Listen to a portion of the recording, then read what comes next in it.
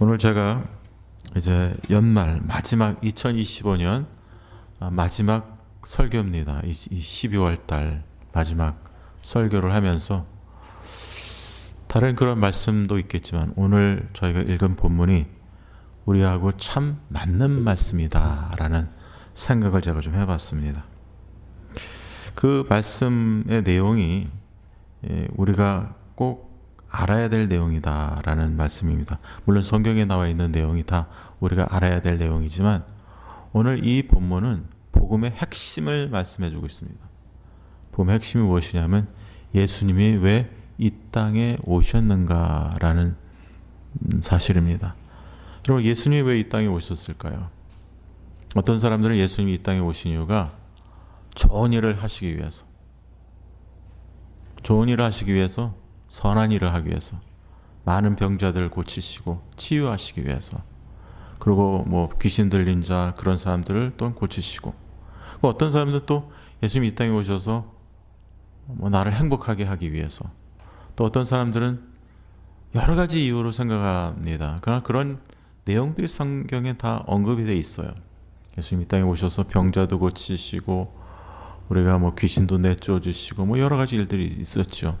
그리고 좋은 일도 하셨고, 그런 면에서 좋은 일도 하셨고, 또 어떤 사람은 예수님은 좀 지혜의 말을 해주셨다, 좋은 말씀을 하셨다라고 생각합니다. 그 어떤 사람은 또 예수님은 4대 성인 중에 한 명이다로 인식하는 사람들이 있어요. 뭐 석가나 마하마타나 뭐 소크라테스나 뭐 공자나 뭐 그런 사람들 중에 한 사람, 그런 부류의 사람들 중에 한 사람이 아닌가라고 예수님은 인식합니다. 사람으로 인식한다는 거죠. 그러니까 위대한 일, 좋은 일을 했던 분이다라고만 우리가 생각하고 그렇게 또 생각하시는 분들이 있습니다. 예수님의 교회를 다녀도 예수님이 도대체 무엇을 하시러 이 땅에 오셨는가 잘 모를 때가 있어요. 예수님이 이 땅에 오신 이유가 무엇일까요? 여러분이 행복하기 위해서? 물론 예수님 믿으면 주님이 주시는 참 평안이 있으면 우리 마음에 행복한 마음도 들겠죠. 평안이 있으니까. 그 목적을 위해서 오셨습니까? 성경이 뭐라고 말씀하고 있냐면 예수님은 오신 목적이 죄로부터 우리를 후원하시기 위해서 오셨다라고 성경 마태복음 1장에 제가 크리스마스 때도 잠시 언급했죠. 아들을 낳으리니 이름을 예수라 하라. 이는 그가 자기 백성을 그들의 죄에서 구원할 자이심이라 하니라. 죄에서 구원할 자다. 예수님 그래서 이 땅에 임하셨다라고 디모데전서에도 말씀하고 있죠. 여기서 잘 보면 자기 백성들을 영원 멸망한 지옥의 형벌에서 구원하실 자시라고 말씀하지 않으세요. 그러니까 우리는 예수님을 믿음으로 해서 지옥 가는 것을 면하기 위해서, 지옥 형벌을 면하기 위해서 구원을 받기를 원한다라고 말씀하시는 성도님들이 있어요. 나 지옥 가긴 싫어. 나 예수님 믿어야지. 근데 중요한 것은 지옥 가는 것으로부터 구원한다고 하지 말고 예수님은 그가 자기의 백성을 그들의 죄에서 구원할 자입니다. 지옥 가는 것보다 죄에서 구원한다라고 말씀하고 있습니다. 죄에서 구원받는 자가 지옥 가지 않습니다. 여러분, 그러니까 확실히 믿어야 된다는 거예요. 우리의 구원이 지옥으로부터 구원이 아니라 죄로부터 구원이라는 거예요. 죄로부터 구원받은 자는 지옥 갈 필요 없습니다. 지옥에 대한 염려를 할 필요가 없다라는 말씀입니다. 그런 측면에서 예수님이 이 땅에 오신 것은 죄로부터 우리를 구원하시기 위해서 오신 이유다. 그 목적 때문에 예수님이 이 땅에 오셨다는 거예요. 죄와 관련된다라는 것입니다. 그렇다면 죄로부터 우리를 구원해 주시기 오셨는데, 그래서 예수님이 그의 백성들을 어떻게 해요? 불러주십니다. 오늘도 여기서 보면 마태를 불러주세요. 근데 이 불러주시는 그 특징을 보면서 예수님이 이 땅에 오신 그 목적을 보여주시면서 그 부르심이 어떤 부르심인가? 이 마태만을 위한 부름이 아니라, 여기 있는 특별한 사람들만의 부름이 아니라 우리 믿는 자, 택한 하나님의 백성들을 향한 부르심이다라는 사실입니다. 여러분, 어떤 부름일까요? 첫 번째로 마태를 통해서 우리가 보일 수 있는 첫 번째 그 부르심의 특징은 무조건적이다. unconditional. 무조건적으로 하나님은 우리를 unconditionally, 무조건적으로 우리를 불러주시는, 피할 수 없는, 거부할 수 없는 하나님의 은혜였다. 여러분, 그의 하나님 부르심의 특징입니다. 하나님이 우리를 부르실 때, 그의 택한 백성 부를 때, 그의 주권적인 하나님의 은혜의 부르심은 우리가 항거할 수 없어요. 거부할 수 없고, 그것은 주권적인 어떠한 우리의 하나님 앞에서 우리의 조건이 우리가 충족되었기 때문에 그 부르심을 따르거나 하는 것은 아닙니다. 무조건적으로. 이유는 몰라요. 왜 부르시는지. 하나님이 우리를 불러주시고 구원해 주실 때 아무런 조건이 없이 무조건적으로 하나님의 은혜로 그의 십자가의 공로로 우리를 불러주신다는 거예요. 그러니까 은혜라는 말은 에베소서는 너희가 은혜로 믿음을 구원을 얻었나니 라고 했을 때도 이 은혜라는 것은 우리의 공로가 없다라는 거예요. 우리의 조건이 없다는 거예요. 많은 사람들이 우리가 구원을 받았을 때 저 사람이 잘 믿을 사람으로 잘 준비되었기 때문에 믿었다라고 생각하는 사람들도 있어요. 그런데 그렇지 않아요. 우리가 만약에 구원받을 만한 어떤 준비가 되어 있고 그런 어떤 준비나 자격 요건이 되어졌다면 그것은 우리의 공로입니다. 우리가 구원받기에 합당할 만한 그런 준비가 되어 있다? 그럼 그건 우리의 공로예요. 그리스도의 공로가 아닙니다. 그것은 하나님의 은혜가 아니에요. 이 구원받은 것은 전적인 하나님의 은혜로 되어진 것이지 우리가 하나님 앞에서 내 자신을 잘 구원받을 수 있는 사람으로 준비되었기 때문에 구원받는 게 아니에요. 그런데 간혹 가다가 어떤 사람은 너무나 정말 우리가 보기에 준비되어져 있는 사람처럼 보이잖아요. 그 사람 또한 그 사람이 준비해서 예수님을 믿는 게 아니라 하나님의 성령님의 역사로 인해서 믿게 됐다라는 사실입니다. 그렇게 보였을 뿐이에요. 그 배후에서 역사하시는 분은 성령 하나님이다라는 거예요. 어떤 사람은 잘 믿을 것 같이 보이는 사람이 있지요. 그런데 믿을 것 같이 있는데도 그런 사람들 중에서 믿지 않는 사람, 완강하게 복음을 거부하는 사람도 있어요. 너무나 잘 믿을 것 같아요. 성품도 너무 좋고 얘기하면은 교회 다니겠습니다. 다니겠어요. 아주 순응하고 순종적으로 굉장히 말해요. 말로는 교회 다니겠대요. 말로는 예수님 믿고 이게 말로는 하나님 믿겠다고 그러는데 너무 부드럽게 너무나 잘 아주 그냥 복음을 잘 받아들이는 사람이 있어요. 그런데 교회는 안 나와요. 그 끝에는 예수님을 안 믿어요. 여러분, 그런 측면에서 보면 이 구원이라는 것은 하나님의 주권적 부르심이라는 것은 전적인 아무런 조건 없이 그의 은혜로, 무조건적인 하나님의 은혜로 되어지는 것이 하나님의 부르심이요 우리가 구원받았다라는 사실입니다. 그래서 하나님이 우리를 불러주실 때는 아무 조건 없이 불러주시는 거예요. 그게 은혜예요, 여러분들. 내가 막 이래서 내가 좋은 믿음의 가정에서, 여러분, 믿음의 가정에서 성장하고 자라고 자기 아버지가 유명한 목사님이라도 그 자녀 중에서 완전히 엇나가서 교회도 안 나고 예수님도 안 믿는 사람들이 있어요. 자기 부모가 완전히 장로 집안이고 목사 집안이고 이런 것들 다 좋습니다. 그러나 자녀들 중에서는 교회 안 다니는 사람도 있어요. 예수님 안 믿는 자녀들도 있어요. 안타깝지만. 그러니까 그런 어떤 나의 백그라운드, 나의 어떤 지식, 경험, 이런 것들 때문에 우리가 예수 믿는 것은 아니라는 사실입니다. 믿음의 과정에서 잘 성장했으면 좋죠, 그것이. 보세요. 사무엘 같은 사람은 그 아들들이 참 얼마나 사무엘이 경건한 믿음의 사람이 아닙니까? 근데 아들들이 믿음의 사람이었습니까? 그렇지 않았어요. 또 믿음의 부모 밑에서 또 믿음의 사람도 나옵니다. 한나 같은 사람이 한나는 사무엘을 낳지 않습니까? 그 믿음의 어머니, 믿음의 아버지로부터 믿음의 사람이 나옵니다. 그러니까 그건 무시한다는 것이 아닙니다. 그러나 우리가 받은 구원이라는 것은 어떤 눈에 보이는 특정적인 요건이나 어떤 특정적인 조건이 맞기 때문에 구원받는 것이 아니라 하나님이 우리에게 베풀어 주시는 무조건적인 그분의 긍휼과 사랑과 은혜로 말미암아 우리가 구원받게 되었다는 거예요. 그래서 우리의 구원은 다 하나님 앞에 우리가 크레딧과 영광을 돌려야 돼요. 그런 측면에서 여러분, 여기서 이 마태를 불러주셨습니다. 예수님께서 그곳을 떠나 지나가시다가 마태라 하는 사람이 세간에 앉아 있다고 합니다. 여러분, 이 마태라는 사람이 이제 마가복음이나 누가복음에 보면 세리장, 이 세리 텍스 콜렉터라고 나옵니다. 뭐라고 하냐면 그 세리라고 하죠. 세리. 이 세리가 뭐냐면 영어로 보면 텍스 콜렉터. 이 세금을 걷어들이는 사람이에요. 세금을 징수하는 사람을 텍스 콜렉터라고 그러죠. 그러니까 세금 이 레위라는 사람이 이 세관에서 세금을 징수하는 사람이었습니다. 세리였습니다. 세리는 세금을 징수하는 사람입니다. 그런데 이 사람이 왜 징수합니까? 그 당시에 이스라엘 로마 그런 식민지였지 않습니까? 로마 제국의 식민지가 이스라엘이었어요. 그러니까 그 밑에서 정말 민족의 앞잡이로 살아간 거죠. 그러니까 이스라엘 사람들이 이 사람들을 위해서 매국노라고 했을 거예요. 그러니까 이 사람은 이 세리 같은 사람들은 그 당시 이스라엘 사람들이 다 싫어하는 사람들이었어요. 민족을 팔아서 그 자기 백성들이 자기 친 이스라엘 백성들한테 세금을 과하게 징수를 합니다. 그리고 과하게 징수해서 얼마는 자기네들이 또 그걸 착복을 하는 거예요. 그래서 세리들이 부자가 되는 거예요.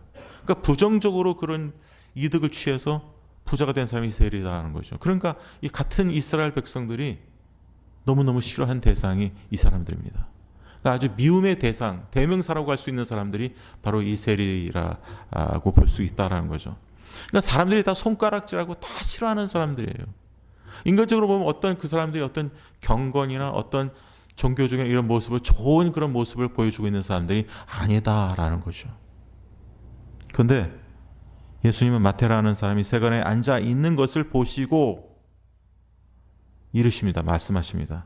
나를 따르라.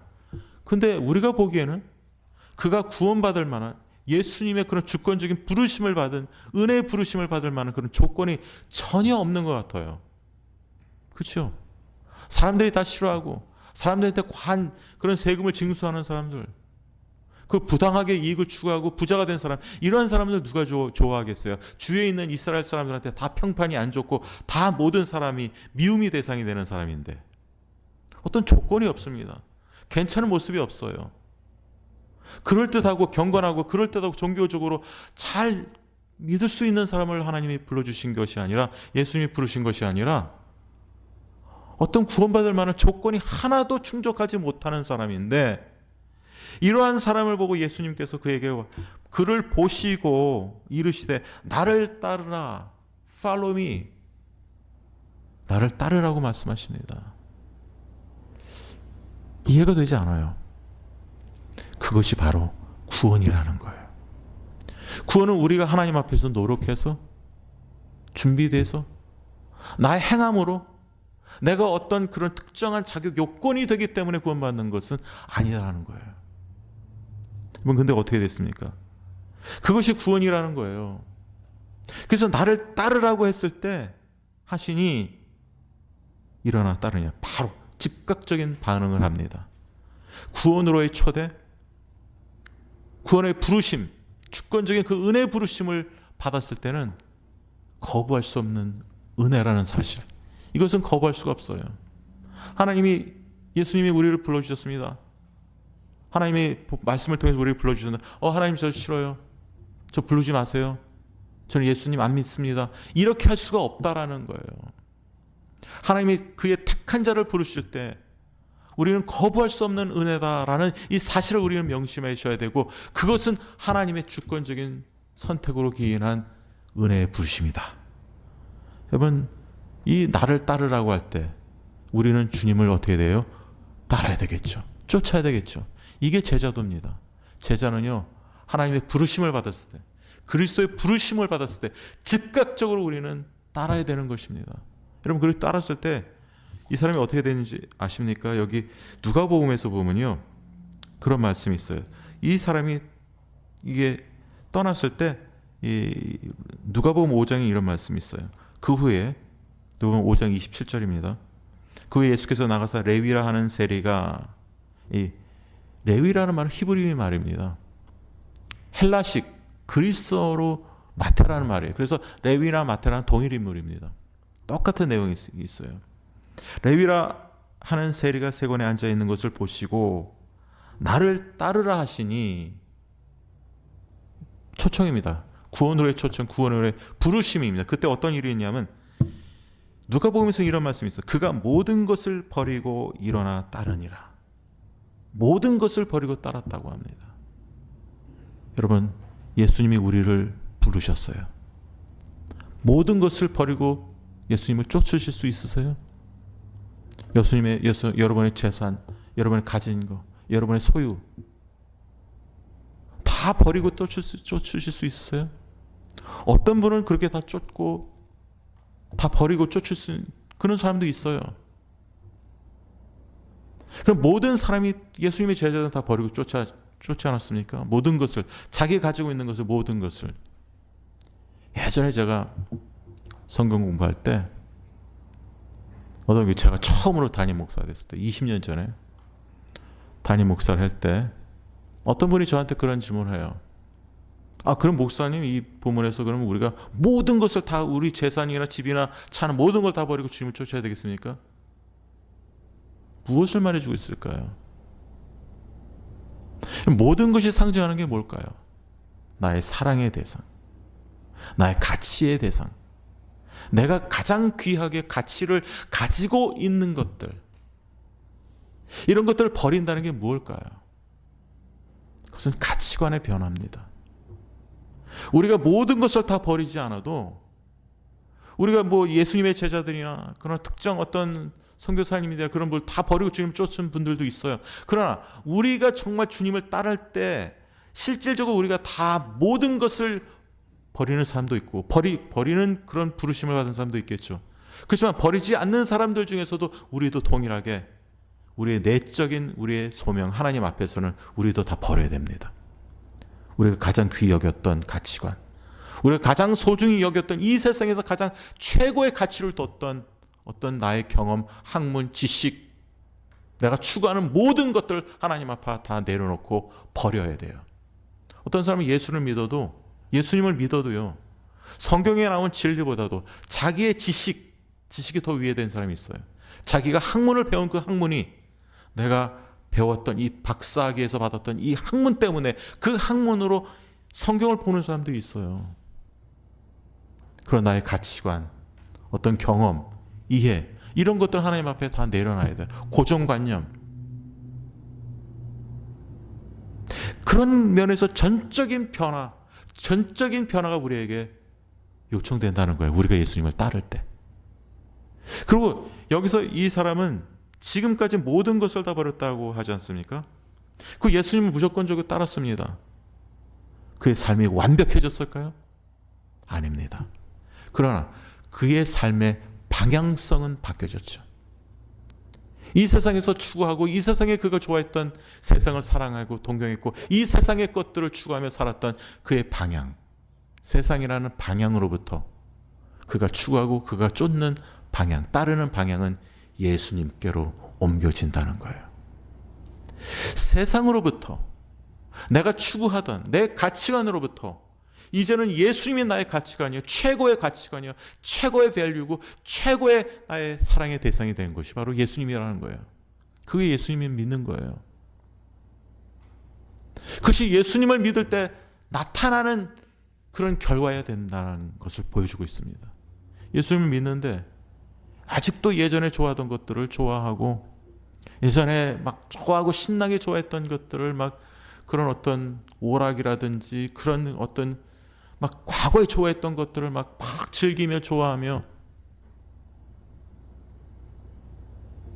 세상을 막 사랑하고 막 그런 사람은 다시 한번 생각해 봐야 돼요. 나의 가치관이, 나이가 예수님을 믿는 그 방향이 정말 바뀌어졌는가? 어떤 분은 그런 얘기 하지 않습니까? 왕년에 얘기하면서 내가 막 술집에 뭐 이런 데서 안 가보, 어떤 제가 예전에 어떤 성도님들 보면 자기가 서울에서 안 가본 술집이 없대요. 안 가본 디스코텍, 옛날에 디스코텍이라고 그러죠. 뭐죠? 요즘에 클럽이죠, 클럽. 안 가본 클럽이 없다는 거예요. 그런 거 얘기하면서 그걸 아직도 동경하시는지 모르겠어요. 어떤 분 하도 그걸 저한테 얘기하시는 분들이 있어요. 저에게 성도님 아닙니다. 오해하지 마시길 바랍니다. 근데 이제는 방향이 바뀌어져야 되는 거예요. 예전에 아무리 자기가 그런 걸 즐기고 좋아했어도 이제는 구원받은 성도로 예수님이 나를 따르라 했을 때는 모든 것을 다 버리고 이제는 나의 가치관, 나의 추구하는 대상이 예수님이라는 걸 알고 그 세상을 동경하고 세상을 사랑하면 안 된다라는 거예요. 과거는 이제 과거로 만족하고 버려야 될 대상이다라는 것을 우리에게 가르쳐주고 있다라는 것입니다. 그럴 때 나를 따르라고 했을 때 생각해 보세요. 이 사람이 마태라는 사람이 나를 따르라 하시니 일어나 따랐다고 합니다. 놀라운 거죠. 여러분 이게 뭘까요? 예수님의 말 한마디에 이 사람이 반응을 합니다. 이 사람이 택함 받은 하나님의 백성이다라는 것이고 또 한 가지는 그가 내적으로 이렇게 속에서부터 이렇게 예수님을 따를 수 있었던 것은 성령의 역사였다라는 거예요. 그의 마음을 바꾸어버리면서 주님을 따르고자 하는 그런 열망하는 그 마음이 그 속에서부터 살아났다. 생겨서 그 주님을 즉각적으로 따르게 되는 이런 반응, 이런 순종의 반응은 이 마태라는 사람으로부터 나온 것이 아니라는 거예요. 이건 전적인 성령의 역사였다라는 것이죠. 그것이 바로 성경이 너희가 은혜로 믿음으로 구원받았다라는 사실을 우리에게 증명해 보여주시는 것입니다. 이런 경우에서 그렇다라는 거예요. 예수님의 말 한마디에 그는 즉각적으로 순종하고 따랐다는 것이죠. 그러니까 그의 반응이 아니었다는 거죠. 여러분 예수님이 말씀하실 때 얼마나 바리새인이나 다른 사람들은 예수님의 말을 따르지 않고 거부하고 조롱하고 그랬습니까? 그러나 이 사람은 예수님의 그 말씀을 그 액면 그대로 따르는 그런 믿음으로 순종의 반응으로 나왔다라는 사실입니다. 여러분들도 성경 말씀을 볼 때 믿음으로 순종하시며 살아가시길 바랍니다. 믿음으로 따라야 돼요. 그러니까 성경을 보면서 왜 우리가 통독하냐면 성경을 읽을 때 우리가 이 시대 여러분, 제가 이 시대 여러분을 이 시대 서기관과 바리새인들로 만들겠다고 제가 여러분들한테 성경 읽고 필사하라는 것이 아닙니다. 서기관들이 필사했어요. 여러분들 아시죠? 근데 여러분들이 성경을 읽고 필사할 때 그 마음속에 감동하시는 분은 성령님의 역사가 여러분들의 마음에 감동함이 있고 여러분들이 그 말씀으로 그 말씀을 반응할 수 있기 원해서 제가 읽으라는 거예요. 만약에 성경을 읽는데 아무런 감동도 없고 아무런 은혜가 안 된다면 우리가 읽는데 너무 힘들지요. 그래도 읽으면 감사한 일이죠. 그러나 그렇게 읽으면서 필사하시면서 암송하시면서 그 말씀이 여러분 마음에 부딪혀 올 때 그게 바로 성령님의 역사라는 거예요. 그래서 여러분들이 결단하게 되고 변화되고 주님의 뜻대로 내가 이제 더 살아가야 되겠구나 라고 생각하게 된다는 거예요. 성경을 읽을 때 말씀만의 역사가 아닙니다. 말씀과 성령이 함께하는 역사가 우리 성도님들에게 있기를 간절히 소원합니다. 아멘 하신 분은 내년서부터 열심히 성경 읽고 필사하시겠다는 말씀이시길까 믿겠습니다. 따른다. 이렇게 하나님의 부르심을 받은 자는 주님 안에서 교제합니다. 교제가 회복이 돼요. 주님 안에서 참다운 교제. 믿는 자들의 교제가 회복이 돼요. 여기서 보면 10절에 보면 예수께서 마태의 집에서 앉아 음식을 잡수실 때 많은 세리와 죄인들이 와서 예수와 그의 제자들과 함께 앉았더라. 예수님이 그 죄인들과 함께 앉아서 식사를 하십니다. 그들의 죄인을 용인하고 받아주는 건 아닙니다. 그러나 그들이 예수님의 말씀을 듣고 회개하고 변화되기를 원해서 여기 와서 그들과 교제하는 거죠. 그러니까 참다운 교제라는 것은 어떤 것이냐면 복음 안에서 예수님 안에서의 교제입니다. 그래서 누가복음에 보면은요. 여기서 보면 어떻게 이 일이 생겼냐 하면은 이런 말씀이 있어요. 레위가 예수님을 위하여 자기 집에서 큰 잔치를 하니 세리와 다른 사람이 많이 함께 앉아 있는지라. 레위가 큰 잔치, 파티를 했다는 거예요. 피스트를 했다는 거죠. 예수님을 위해서 했다는 거예요. 자기 자신을 위해서 한 게 아니에요. 왜 그랬을까요? 자기가 예수님의 그 부르심을 통해서 그가 구원받았지 않습니까? 그러니까 그 구원의 기쁨 때문에 그 복음으로 말미암아 예수님의 말씀으로 인해서 구원을 받았기 때문에 그 마음은 그 복음으로 인한 구원받은 자의 그 기쁨이 그에게 있었다는 거예요. 그러니까 다른 사람을 전도하는 거예요. 다른 사람을 초청하는 거예요. 너희들도 와서 예수님이 하시는 이 말씀 한번 들어보라는 거죠. 와서 들어보라는 거예요. 그래서 초대를 하는 거죠. 여러분, 이것이 지금 마태, 레위, 이 마태가 지금 하고 있다는 거죠. 진정 우리가 하나님의 은혜로 구원받은 사람은요, 이런 복음에 대한 열망이 있어요. 그 사람들을 초청하고 싶어하고 사람들에게 전도하고 싶어하는 그런 열망이, 구원의 기쁨을 아는 사람들에게 있어요. 그렇기 때문에 우리가 이 구원의 기쁨을 아는 사람은 어떻게 됩니까? 주님 안에서 교제하게 됩니다. 그래서 교제가 회복이 되는 것을 성경은 우리에게 누누이 말하고 있습니다. 교제가 사실 어떤 것이냐? 예수님을 믿을 때 그 다른 사람들과 같이 예수님을 믿는 것이 그게 교제의 사귐이라고 성경은 말하고 있습니다. 우리가 보고 들은 요한 1서입니다. 우리가 보고 들은 바를 너희에게도 전함은 너희로 우리와 사귐이 있게 하려 함이니, 사도들과 사귐이 있기를 원한다는 거죠. 펠로십. 어떤 사귐입니까? 우리의 사귐은 아버지와 그의 아들 예수 그리스도와 더불어 누림이라. 여러분, 우리의 사귐이, 우리의 교제가 예수님과 함께, 하나님과 함께, 그의 아들 예수 그리스도와 더불어 누리는 이 사귐이 바로 예수님 믿는 거예요. 예수님 믿는다는 것은 우리가 예수님과 성령으로 믿음으로 연합되지 않습니까? 그 예수님과 하나 된 사람들은 어떻게 돼요? 그 사귐의 기쁨이 있어야 돼요. 여러분, 예수님을 진정 믿는 사람들은 구원으로 말미암아 내가 구원받았다는 그 구원의 기쁨이 용서씀 쳐야 되는 거예요. 그래서 여러분, 사마리아 성에 있는 그 사마리아 성의 여인이 뭐라고 했어요? 와서 나에게 이른 이 모든 말을 한 이를 바라보라. 영어로 하면 come. 뭐라고 하면 come. Could this be the Christ who told me everything I ever did? Could this be the Christ? 이가 그리스도가 아니냐? 이 사람이 그리스도가 아니냐? 나에게 행한 이 모든 것을 말해준 이 사람이 그리스도가 아니냐라고 사마리아 여인이 말하고 있어요. 왜냐하면 그 구원의 기쁨이 그녀에게 있었기 때문에, 생수의 강처럼 흐르는 그런 기쁨이 그에게 있었기 때문에 가만히 있을 수가 없었던 거죠. 여러분, 이 마태의 이 복음으로 예수님께로 초대하는 이 자에게는, 이 마태라는 사람이 이런 구원의 기쁨이 있었던 거예요. 여러분, 그래서 사람들을 초대할 때 진정 그 안에서 교제 회복이 일어난다는 거예요. 예수님이 우리를 부르실 때요, 무조건적으로 그의 은혜로 우리를 부르시지만 그 부르심 가운데 구원받은 자는 이 세상에 없었던 하나님과의 회복, 하나님과의 교제가 회복이 되고, 또한 다른 성도들과의 교제가 회복이 된다는 이 사실을 기억하시길 바랍니다. 그런 교제 회복이 여러분들 가운데 있어서 진정 주님이 주시는 참된 믿음의 성도들로 살아가시길 간절히 소원하고 바랍니다. 그럴 때 세 번째는 제가 이 본문에서 어떤 내용을 우리에게 주냐면, 예수님이 이 땅에서 오신 목적이 죄인들을 부르시고 회개케 하시려 오셨다. 죄인을 부르시고 회개케 하기 위해서 오셨다라고 예수님은 말씀하십니다.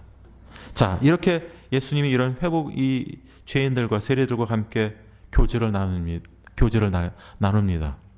이런 교제를 하니까 바리새인들에 대해 반응이 나오죠. 11절에 보면 바리새인들이 보고 그의 제자들에게 이르되 어찌하여 너희 선생은 세리와 죄인들과 함께 잡수시느냐.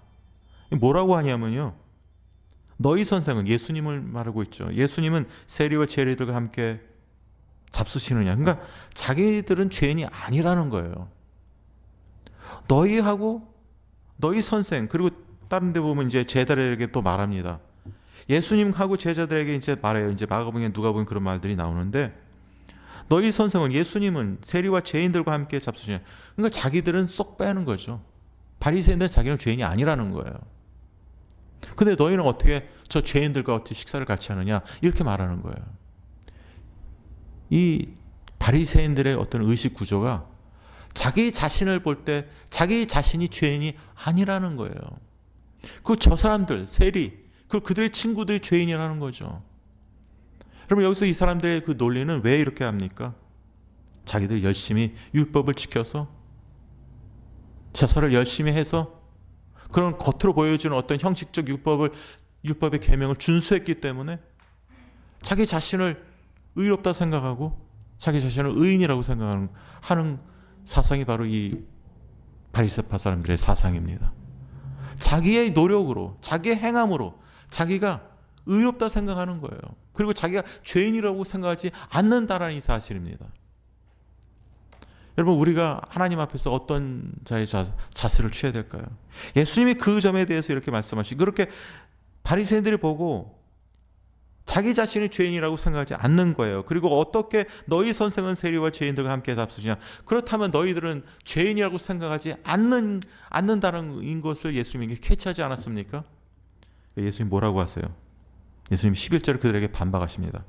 예수께서 들으시고 다 들으십니다. 자기들이 죄인이 아니라고 합니다. 이러니까 예수님 뭐라고 하시냐면 이르시되 건강한 자에게는 의사가 쓸데없고 병든 자에게라 쓸데있느냐. 건강한 자가 누굽니까? 바리새인이 건강한 거예요? 자기가 건강하다고 착각하고 있는 거겠죠. 자기들은 건강하지도 않은데 건강하다고 하는 거예요. 그러니까 너희들이 건강하다고 하면 의사가 쓸데없고 이 말씀입니다. 병든 자에게는 병든 자라 쓸데있느니라. 자기 자신이 하나님 앞에서 병든 자라고 생각하면 그 사람에게는 쓸데있다, 필요하다 이렇게 말씀하고 계시는 거예요. 자기 자신들이 병이 들지 않고 건강한 자라는 거죠.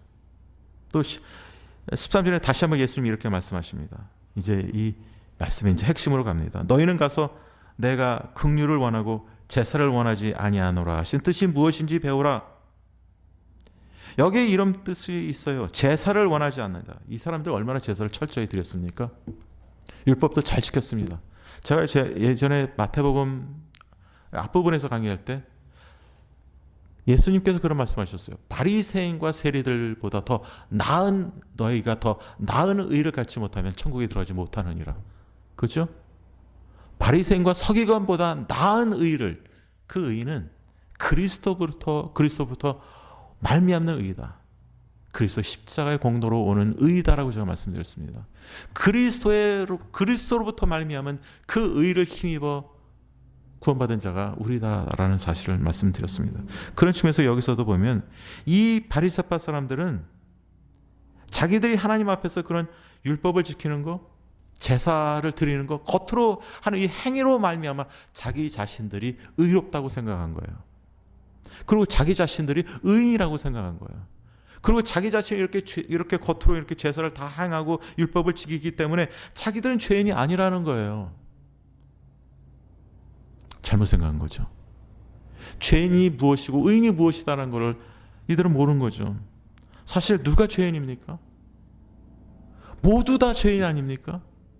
바리새파 사람 그리고 여기 있는 세리 모두가 다 죄인이에요. 로마서 3장에는 의인은 없나니 하나도 의인이 없다라고 말하고 있습니다. 근데 이 사람들은 자기 스스로 자기 자신이 의인이라고 생각하는 거예요. 그러니까 예수님은 뭐라고 말씀하냐면 이게 호세아서 6장 6절에 나오는 말씀입니다. 나는 인애를 원하고 제사를 원하지 아니하노다. 이 긍휼이란 말, 인애란 말은 히브리어로 헤세드라는 말이에요. 헤세드라는 말은 어떻게 번역이 되냐면 긍휼, 인애, 인자, 한결같은 사랑, 영어로 하면 mercy, loving kindness, faithfulness, mercy, compassion 이런 말이 다 함축되어져 있는 말이 헤세드, 인애라는 말이에요. 그러니까 이 긍휼이라는 말도 여기 이제 NSB 성경에는 compassion이라고 되어 있지만은 ESV나 NICB에는 뭐라고 되어 있냐면 mercy라고 되어 있어요. mercy, 자비. 그러니까 긍휼도 되고 자비도 됩니다. 다 이 헤세드란 인애란 말에 그 모든 말을 헤세드라는 말은 긍휼이라는 말도 있고 자비라는 말도 있고 인애라는 말도 있고 하나님의 한결같은 사랑이라는 말도 있고 언약적 사랑이라는 말도 있고 다 포함되어 있어요. 하나님의 언약적 관계 속에서 하나님이 우리를 사랑하시고 그 사랑을 힘입은 자로서 이웃을 또한 사랑하는. 그래서 이것이 이제 신약에서는 이제 아가페로 이제 그 의미로 우리가 해석할 수가 있다라는 사실입니다. 근데 내가 긍휼을 원하고 제사를 원하지 않는다는 것은 제사를 예수님이 원하지 않는다, 하나님이 제사를 원하지 않는다는 말이 아니에요. 레위기서도 보면 하나님은 제사를 명령하셨습니다. 제사가 오늘날 우리에게 무엇을 말해주고 있죠? 예배입니다. 예배. 하나님은 제사를 통한 하나님께 예배를 드리는 예배를 원하세요. 그럼에도 불구하고 제사를 원하지 않는다는 거, 여기 있는 바리새파 사람들이 형식적으로 드리지 않습니까? 긍휼이 없는, 인애가 없는, 자비가 없는, 하나님을 한결같이 사랑함이 없는 그런 제사를, 형식적인 제사를 드린 거예요. 형식적으로 하나님 앞에 예배를 드리고 제사를 드리고 그것으로 다 끝났다고 생각하는 거예요. 그러니까 긍휼 없는 제사죠. 제사를 드리기는 했는데 자기가 제사를 드렸기 때문에 자기가 의인이라고 생각하는 거예요. 자기가 율법을 지켰기 때문에, 자기가 제사를 지켰기 때문에 자기는 의인이고 저 사람들은 죄인이라고 생각하는 거예요.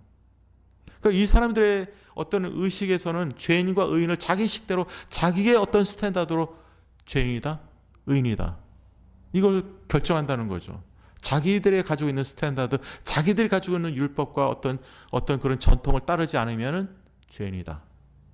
갈라버리는 거예요. 속된 말로 갈라치기라 한다고 그러죠. 갈라버린다는 거죠. 그래서 바리새파 사람들이 세퍼레이티스트, 분리주의자라고 합니다. 바리새파 사람들은 분리주의자예요. 내 말을, 내 뜻을, 내 전통을, 우리가 주장하는 이 전통과 이 규례를 따르지 않으면 죄인이다. 그래서 우리가 그런 우리의 전통을 따르지 않는 자들로부터 갈라섭니다. 분리주의자입니다. 그래서 우리가 제일 하나님을 잘 믿고 우리가 의인이다 라고 스스로 자처하는 사람들이 바리새파 사람들이다 라는 사실입니다. 그런 측면에서 그런 식으로 하나님 앞에 제사를 드린다면 하나님 그런 제사 원하지 않는다는 거예요. 그런 의미에서 나는 인애를 원하고 나는 긍휼을 원하지 제사를 원하지 않는다 라는 사실을 예수님 배우라고 말씀하신다는 거죠. 긍휼을 원하고 제사를 원하지 않냐. 그러니까 긍휼이 있는 제사, 인애가 있는 제사라면 예수님이 이런 말씀을 하지 않으셨겠죠.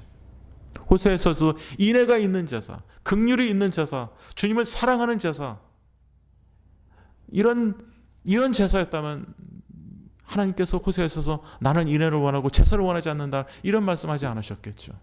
그런데 그들은 그런 측면에서 진정 주님이 원하는 참다운 인애가 있는 그런 참다운 제사를 하나님 앞에 드리지 못했기 때문에 이런 말씀을 합니다. 그리고 그들은 그런 형식적인 제사를 드리면서 그것이 다라고 만족하고 있었다라는 거죠. 그리고 자기 자신들이 의인이었다라고 생각한다는 것이죠. 물론 그런 측면에서 우리가 진정 하나님 앞에서 원하시는 어떤 형식주의, 겉으로 보여지는 우리가 제사, 예배, 이 예배를 드리면서도 우리 내면 속에서 우리가 어떤 동기와 마음으로 하나님 앞에 예배를 드리느냐, 이것을 하나님이 원하신다는 거예요. 겉으로만 하나님의 율법을 계명을 지키고 겉으로만 우리가 예배를 드리는 거, 이것도 하나님 앞에서 이거 우리가 참 여러분들도 열심히 교회 나와서 예배를 드리는 것도 귀하지만 하나님은 그 이면에 우리가 어떤 마음과 자세로 하나님 앞에서 예배를 드리는 것을, 이거를 귀히 보신다는 거예요. 그걸 우리가 좀 생각을 해봐야 돼요. 그래야지 우리가 드리는 예배가 하나님이 받으시는 그런 예배가 된다라는 사실입니다. 그리고 그렇게 드리는 예배자는 자기 자신을 의인이라고 생각하지 않아요. 자기 자신을 죄인으로 생각합니다. 누가 하나님의 은혜로 긍휼로 구원을 받을 수가 있습니까? 자기 자신을 철저히 죄인이라고 시인하는 사람들, 자백하는 사람들이 구원을 받을 수 있다는 사실을 여러분들 잊지 마시기를 바랍니다. 디모데전서에 보면은 여러분들 제가 예전에 한번 말씀드렸던 적이 있습니다. 이런 말씀이 있어요. 우리 주의 은혜가 그리스도 예수 안에서 있는 믿음과 사랑과 함께 넘치도록 풍성하였도다. 미쁘도다 모든 사람이 받을 만한 이 말이요, 그리스도 예수께서 죄인을 구원하시려고 세상에 임하셨도다. 여기도 또 나오죠.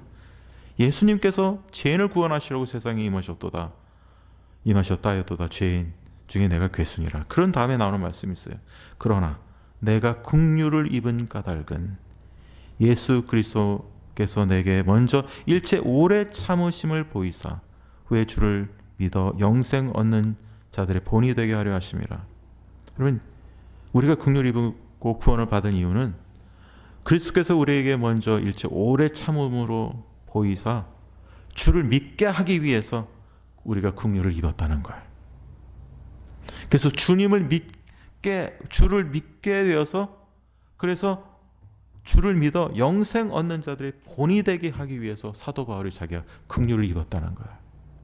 여러분, 우리가 긍휼을 입은 것은, 우리가 믿게 된 것은 영생 얻는 자다. 앞으로 영생 받을 자, 구원 받을 자들의 본이 되기 위해서 우리를 하나님의 긍휼을 입어서 구원해 주셨다는 거예요.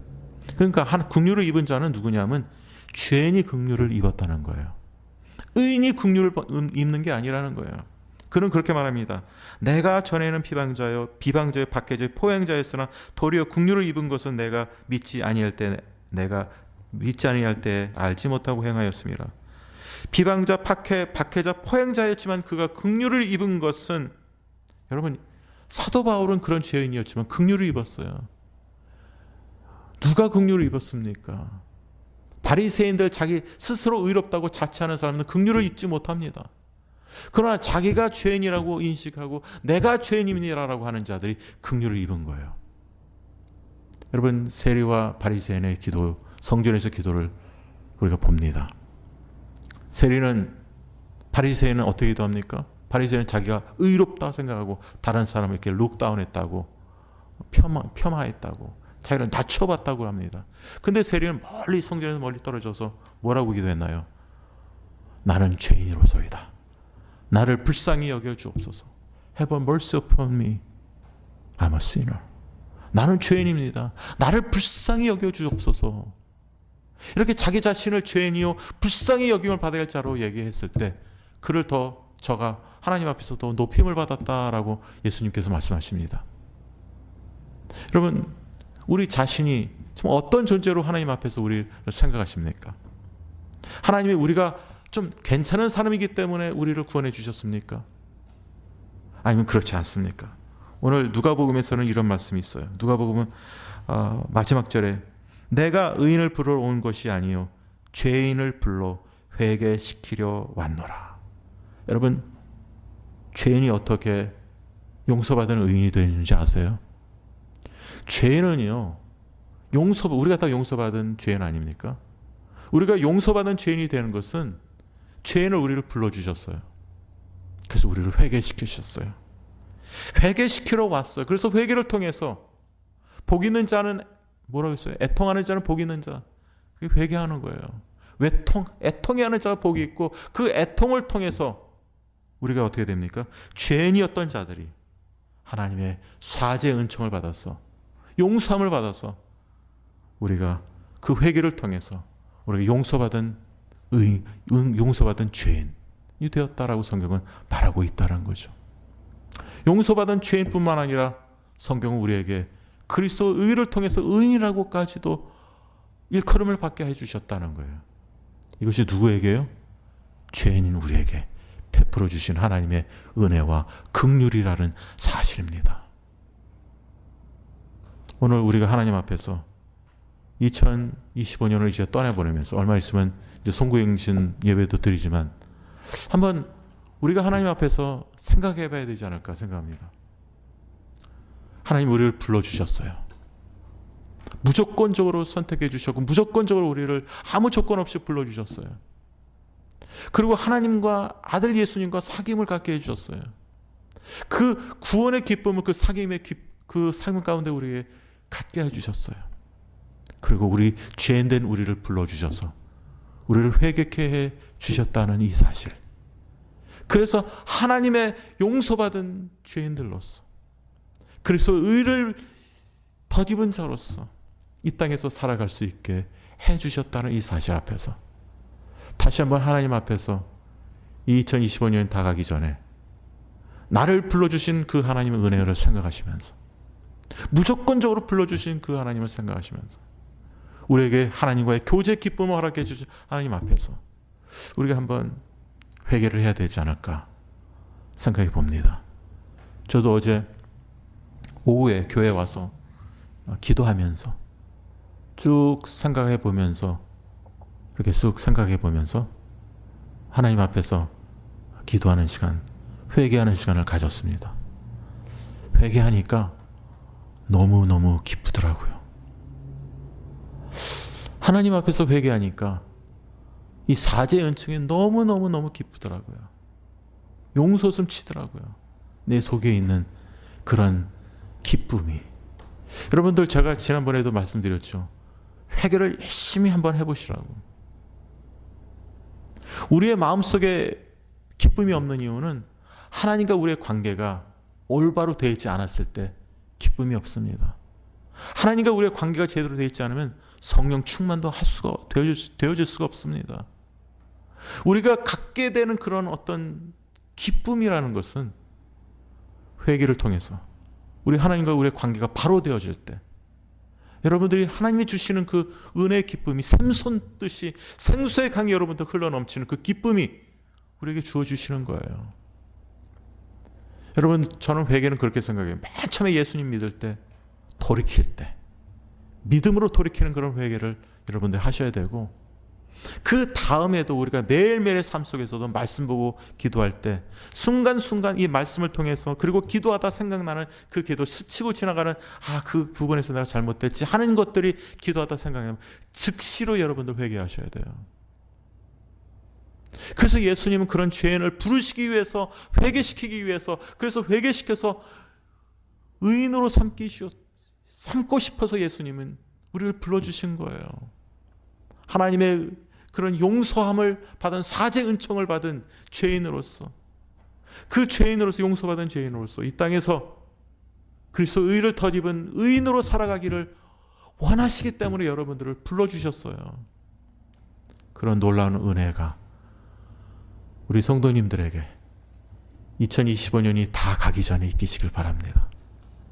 그래서 2026년에는 새로운 마음가짐으로 주님께 더 가까이 나가시는 믿음의 성도님들로 살아가시길 간절히 소원합니다.